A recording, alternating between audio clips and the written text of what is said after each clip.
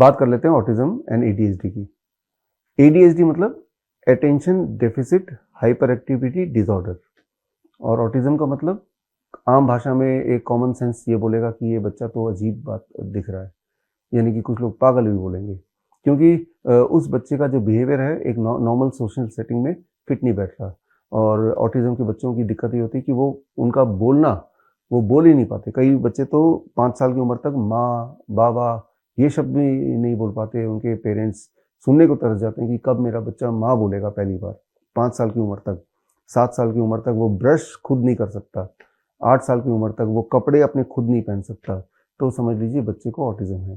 तो ये clearly distinct होता है उसका एक बिहेवियर, जो टाइमलाइन है एक बच्चे का कि इतने साल में ये बच्चा ये कर पाएगा। और वो जब बिहेवियरल चीज़ नहीं दिखती है, जैसे आई कांटेक्ट, कि आप देखेंगे एक नया जन्मा बच्चा भी आई टू आई देखता है, लेकिन वो बच्चे कभी आंखों में आंखें डाल के नहीं देखेंगे।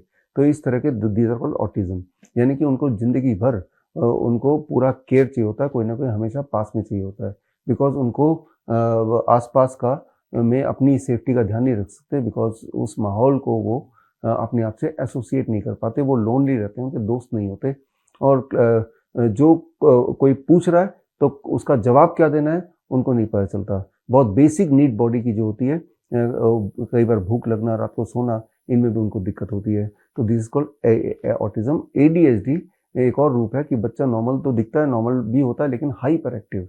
हाइपर एक्टिव मतलब मैं जैसे अभी बैठा हूँ आपसे बात कर रहा हूँ, वो बैठेगा नहीं, अब तक बंदर की तरह उठ के वहाँ भाग जाएगा, कोई भी सामान उठा के फेंक देगा, मतलब अनप्रिडिक्टेबल। कोई अगर छत है, छत में छलांग भी लगा देगा, या छत में पतली दीवार है उसके ऊपर भी चढ़ जाएगा। कहीं कहीं कहीं मीटिंग में गए हैं, कहीं पार्टी में गए हैं, तो हो सकता है कि टेबल के ऊपर जहाँ खाना रखा है उसके ऊपर चढ़ जाए। तो अनप्रिडिक्टेबिलिटी उनमें होती है, वो कहते हैं एडीएचडी। तो हमारे देश में इस वक्त करीब 10% बच्चे, जैसा बोला जाता है, एडीएचडी के पेशेंट, और हर 100 में से एक ऑटिज्म के पेशेंट। तो अब आते हैं कि करना क्या है, इसको ठीक कैसे करना है। पहली बात तो जब मैंने ये सेंटेंस बोला ठीक कैसे करना है, तो जो लोग इसको भुगत रहे हैं, जो पेरेंट्स, उनको लगा कि ठीक तो हो ही नहीं सकता, ऐसे ही हमें बताया गया, यही हमने देखा है। हाँ, ठीक नहीं हो सकता है अगर आप ये नहीं करेंगे जो मैं बताने जा रहा हूँ, ये नहीं करेंगे। और ये करेंगे तो रिजल्ट कितने दिन में आएगा? चौथे दिन में। और अगर ये करते हैं जो मैं बताने जा रहा हूँ, चौथे दिन में रिजल्ट आए या ना आए, in both the cases right in the comment, right, कि नहीं आया भाई, हमने किया और आपने तो उल्टा सीधा बोला। आए तो भी बताइए, ताकि बाकी लोगों को इंस्पिरेशन मिले। तो पहला सबसे ज़्यादा इफेक्टिव ऑटिज्म एडीएचडी के बच्चों का वो है नीम थेरेपी। बहुत सिंपल है, हर 10 केजी पर 1 ग्राम नीम के पत्ते का पाउडर। नीम का पत्ता तोड़िए, 5-7 दिन धूप में सुखाइए, घर की मिक्सी में 2 मिनट में पाउडर बन जाता है, छान के एक डब्बे में डाल दीजिए। और मान लो 30 केजी का बच्चा है तो 3 ग्राम मतलब आधा चम्मच आपने नीम का पत्ते का पाउडर लिया, थोड़े गर्म पानी में ग्लास में कप में घोला, बच्चे को खाली पेट सुबह पिला दिया। पहले दिन, दूसरे दिन, तीसरे दिन, चौथे दिन तक माएँ बोलती हैं रोते हुए कि जिंदगी में पहली बार उसने माँ बोला। बच्चे 7वें दिन तक बोलते हैं कि वो कपड़ा खुद से पहनने लगा। 8वें दिन, 10वें दिन बोलते हैं कि अब पहली बार जिंदगी में ब्रश खुद से कर रहा है और आंखों में आंखें डाल के बात कर रहा है। तो कितने दिन में? 4 दिन से 10 दिन में ये सारे बदलाव क्लियरली दिखते हैं। स्कूल में 20 दिन में के बाद टेस्ट होता है तो वो 3rd नंबर पे बच्चा आ जाता है, यानी कि वो एक्सेल करने लगता है और सारी चीज़ लिख के आता है, टीचर बड़ी खुश हो जाती है। तो ये सारे रिव्यूज़ हमारे पेरेंट्स ऐसे बच्चों के मिलते रहते हैं हमें, और वो हम अपने जगह जगह सोशल मीडिया में डालते भी हैं। और खैर, तो नीम थेरेपी बड़ा सिंपल है, इसको करके देखिए, फ्री का है, घर पे आपको रिजल्ट मिल जाएगा, क्लियरली मिलेगा। लेकिन कितने दिन तक करना है? 3 महीने तक पूरे रिजल्ट के लिए। ये तो अब पहला पार्ट। जैसे एक टेबल के 4 लेग्स होते हैं जिस पे वो खड़ा रह सकता है, तो पहला लेग तो नीम थेरेपी हो गया। दूसरा, डाइट चेंज कर दीजिए। जो भी बच्चा डाइट लेता है, आप दिमाग में ये रखिए, बच्चे के डाइट के 70% should be raw vegetables and fruits. फल और कच्ची सब्जी तो होना ही चाहिए 70% तक, राइट। याद रखिए, इन बच्चों में ब्रेन में की वायरिंग में थोड़ी दिक्कत है, ऐसा मान लेते हैं सिंपल फॉर्म में। तो हमारे गॉड ने हमें दूसरा ब्रेन भी दिया है, that is called second brain, your gut. Medically इसे सेकंड ब्रेन बोलते हैं, बिकॉज हर तरह के जो इमोशंस हैं, भूख लगी कि नहीं लगी, गुस्सा आ रहा है, नींद आ रही है, ये सारी फीलिंग्स हैं, ये कंट्रोल कहाँ से होती है? इंडिकेशन यहाँ से मिलता है, बट उसका कंट्रोल सेंटर पेट है आपका। यहाँ से सिग्नल जाता है और फिर आपको लगता है कि मुझे भूख लग रही है, सिग्नल जाता है, फिर आपको लगता है कि पेट भर चुका है, सिग्नल यहाँ से जाता है। तो हमें गट ब्रेन यानी कि सेकंड ब्रेन को ठीक करना है। उसके लिए आपको बच्चे के डाइट में 70% तक, at least 70% rather, vegetables and fruit diet, raw vegetable.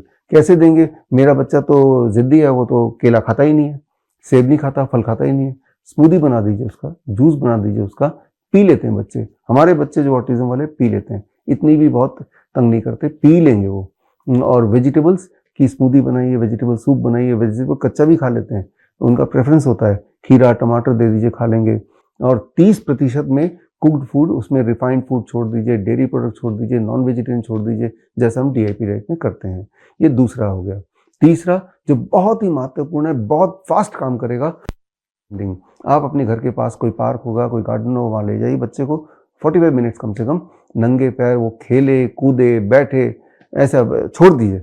नंगे पैर, जूते चप्पल नहीं है उसके पास, सामने ग्राउंड है, सामने गार्डन है, जो मर्जी करे, बिताए टाइम, राइट। ये हो गया तीसरा लेग, राइट। और चौथा जो लेग है, that is very very simple and very very effective, lot of sunshine, lot of light, right. दिन में उजाले में रहे और सनसेट के बाद बहुत उजाला उसकी आंखों में नहीं पड़नी चाहिए, यानी कि सोने से 2 घंटे पहले बहुत फ्लैशी लाइट्स ना हो, स्क्रीन टाइम कम हो, बहुत इंपॉर्टेंट है, स्क्रीन से बचाना है।